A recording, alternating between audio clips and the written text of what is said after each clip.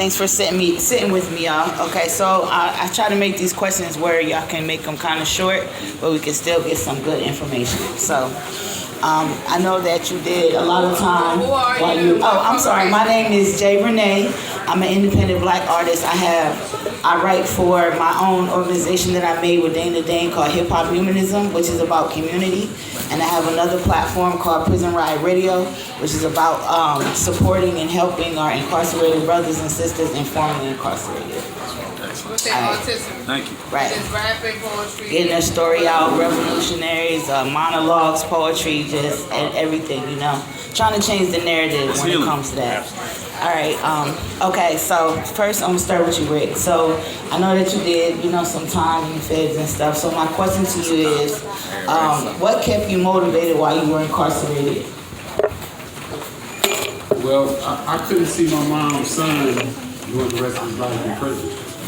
So I never thought that I should be in prison for the rest of my life. When I was committing my crime, like Vario had said earlier, I was one of the ones that knew I should go to jail.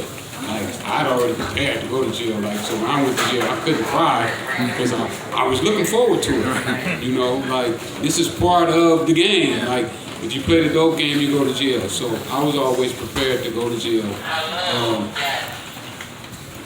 But at the end of the day, I didn't feel that I should be there for the rest of my life. Right. You know, I didn't feel that the crime that I committed deserved a life sentence. You know, I thought maybe 10 years, you know, when I first got there, I was like, oh, I'll plead guilty to 10 today. But they was like, oh no, you ain't looking at 10, you know, you're looking at life without the possibility of parole. Whoever radio that is, can you turn it off? All right, and my second question is, what message or inspiration do you have for those that are currently behind the G-Wall? Hopefully they do what I did and turn their prison into a college campus. Right there. I went in without being able to read and write, and I came out, I read over 300 business books. I read the Wall Street Journal every day, I read the LA Times every day, I read the New York Times when I could get it. I read a couple business news. What I did is, I don't know, I got some lessons, you know, from people like, just like you did, some old heads told me like, oh, you count on your lawyer to get you out of jail? And I was like, I got a good lawyer. You know, I paid that dude $180,000. You know, and the other lawyer I was gonna pay $500,000. He using the same assistant attorney that he uses, so he's really equivalent to one of the best attorneys. So why should I care about the law? And then the guy broke it down to me. He was like, "But your lawyer got a wife?" I said, yeah.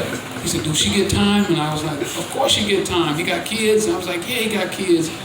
Of course they get time. And he said, do he got other clients? And I was like, yeah, he got other clients. He said, do they get time? And I was like, yeah. And he's like, so you think that he care as much about you getting out of prison as he do all of those other people who I just named to you? And I said, absolutely not. And he said, well, you should care more about getting yourself out of jail than he cares about getting you out of jail. And that's where I broke it down and I said, you know what?